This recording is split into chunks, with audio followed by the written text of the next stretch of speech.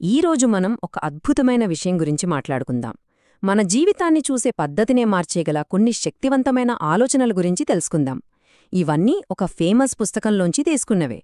అందులో ఒక యువకుడు జీవితం మీద విసుగుతో, నిరాశతో ఉంటాడు. అతనికి ఒక తత్వవేత్త తారసపడతాడు. వాళ్ళిద్దరి మధ్య జరిగిన సంభాషణే మనల్ని మనం ఎలా అర్థం చేసుకోవాలో నేర్పిస్తుంది. సరే, మరింకెందుకు ఆలస్యం, మొదలు పెడదామా? ఈ పుస్తకం మొత్తం నడిచేది రెండు సిద్ధాంతాల మీద. ఒకటి, మన జీవితం మన చేతిలో అస్సలు లేదు, అంతా మన గతం, మనల్ని చుట్టుపక్కల ఉండే పరిస్థితులే నిర్ణయిస్తాయి అని నమ్మేవాళ్లు. రెండోది, కాదు, అదంతా అబద్ధం, మన జీవితం 100% మన చేతుల్లోనే ఉంది, మన ఎంపికే అన్నీ అని చెప్పేవాళ్లు. ఆ రెండింటి మధ్య జరిగే పోరాటమే ఈ కథ మొత్తం. సో, ముందుగా ఆ యువకుడి పాయింట్ ఆఫ్ వ్యూ ఏంటో చూద్దాం. నిజం చెప్పాలంటే మనలో చాలామందికి ఇలాగే అనిపిస్తుంది కదా. అమ్మ నాన్నల వల్లే ఇలా అయ్యాను, ఈ సమాజం వల్లే నాకీ గతి పట్టింది, నా గతం బాగోలేదు, నా టైం బాగోలేదు, ఇలా అన్నింటికీ వేరే వాళ్లను, పరిస్థితులను నిందించడమన్నమాట. కానీ ఈ యువకుడి ఆవేదనకు ఆ తత్వవేత్త చెప్పే సమాధానం వింటే షాకవుతాం.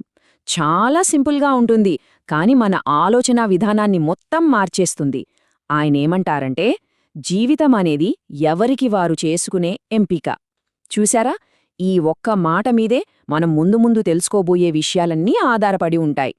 ఇప్పుడు మొదటి కీలకమైన పాయింట్కి వద్దాం. మన గతం మన తలరాత కాదు. మనలో చాలామంది గతాన్ని ఒక పెద్ద బరువులా మోస్తూ ఉంటాం. అప్పుడు జరిగిన తప్పులు, పడిన అవమానాలు అవే మనల్ని ముందుకు వెళ్లనివ్వట్లేదని ఫీలవుతాం. కాని ఈ ఆలోచన ఆ నమ్మకాన్ని పూర్తిగా ప్రశ్నిస్తుంది. మరి నిజంగా గతం మనల్ని కంట్రోల్ చేస్తుందా? ఈ ప్రశ్నకు తత్వవేత్త చెప్పే సమాధానం మనల్ని ఆలోచింపజేస్తుంది. అసలు సమస్య జరిగిపోయిన సంఘటనలో లేదంటారాయన. చూడండి, ఇక్కడ పాయింట్ ఏంటంటే, సమస్య జరిగిన సంఘటనలో లేదు, దానికి మనం ఎలాంటి మీనింగ్ ఇస్తున్నామన్నదాన్మీద అంతా ఆధారపడి ఉంటుంది. ఒకే సంఘటన ఇద్దరి జీవితంలో జరిగితే ఇద్దరిమీద ఒకేలా ప్రభావం చూపదు. ఎందుకంటే వాళ్లు దాన్ని చూసే విధానం వేరు. సో మనం మార్చలేని గతాన్ని పట్టుకుని వేలాడటం ఆపి, మనం మార్చగలిగే మన ఆలోచన మీద దృష్టి పెట్టాలన్నమాట. ఎప్పుడైతే గతాన్ని ఒక సాకుగా వాడటం ఆపేస్తామో అప్పుడు మన జీవితం మీద మనకు కంట్రోల్ తిరిగి వస్తుంది. అద్భుతంగా ఉంటుంది గదా. అప్పుడు మనం బాధితులం కాదు, మన కథకు మనమే హీరోలం, మన శక్తి మన చేతుల్లోకి వస్తుంది. సరే, ఇప్పటివరకు ఓకే. కానీ ఇప్పుడు రాబోయేది ఇంకా పెద్ద షాక్. మన జీవితంలో వచ్చే సమస్యలన్నింటికీ అసలు కారణమేంటో ఇప్పుడు చూద్దాం. ఏంటి, జీవితంలో ప్రతి సమస్య సంబంధాల వల్లే వస్తుందా? వినడానికి చాలా విచిత్రంగా ఉంది కదా.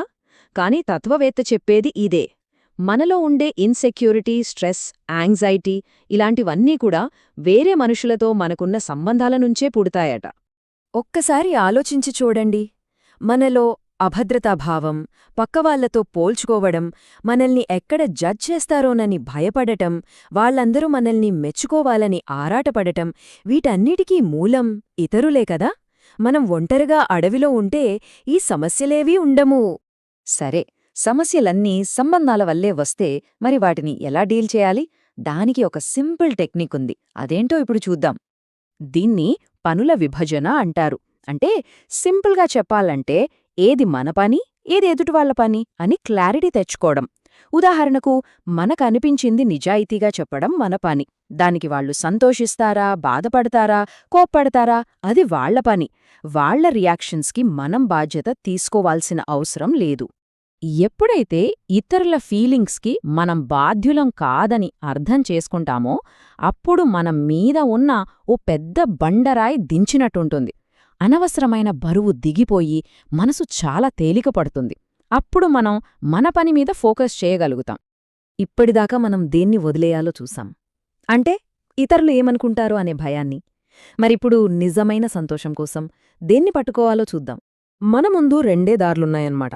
ఒకటి, పక్కవాళ్లకన్నా నేనే గొప్ప అని నిరూపించుకోవాలని తాపత్రయపడటం. ఇదెప్పుడూ పోటీకి, టెన్షన్కే దారితీస్తుంది. రెండోది, నేను నలుగురికి ఉపయోగపడాలి అనుకోవడం. దీనివల్ల మనసుకు ప్రశాంతత, సంతోషం దొరుకుతాయి. అందుకే అంటారు, అసలైన ఆనందం మనం గెలవడంలోనూ, అందరికంటే గొప్పగా ఉండటంలోనూ లేదు, మన ఎవరికైనా ఉపయోగపడ్డామన్న ఫీలింగ్లోనే ఉంటుందని. సరే, ఫైనల్గా ఇప్పటిదాకా మనం మాట్లాడుకున్న పాయింట్స్ అన్నింటినీ కలిపి చూస్తే అసలైన స్వేచ్ఛ అంటే ఏంటో మనకు అర్థమవుతుంది. ఒక మనిషి నిజంగా స్వేచ్ఛగా ఉన్నాడు అంటే దానర్థమేంటి? ఆ స్వేచ్ఛ అనేది ఊరికే రాదు, దానికి మనం ఒక వెల చెల్లించాలి. దాని అర్థం ఇక వాళ్ళు ఏ సాకులూ చెప్పలేరు. నా గతం బాలేదు, ఈ సొసైటీ ఇంతే, వాళ్లవల్ల ఇలా అయ్యాను అని నిందించడానికి ఛాన్సే లేదు. ప్రతి దానికి వాళ్లే బాధ్యత తీసుకోవాలి. ఎందుకంటే స్వేచ్ఛ, బాధ్యత ఈ రెండూ వేర్వేరు కాదు, అవి రెండు కలిసే వస్తాయి. మన జీవితాన్ని మనకు నచ్చినట్టు మల్చుకునే స్వేచ్ఛ కావాలంటే దాని ఫలితాలకు పూర్తి బాధ్యత తీసుకునే ధైర్యం కూడా ఉండాలి.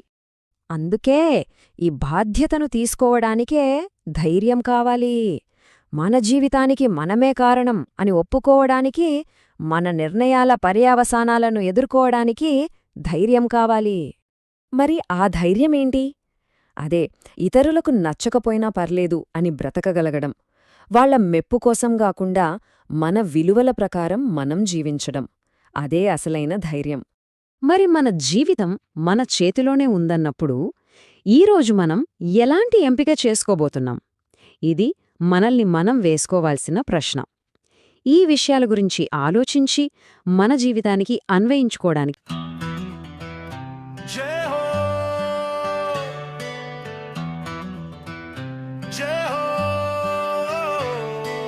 भारत माता की जय।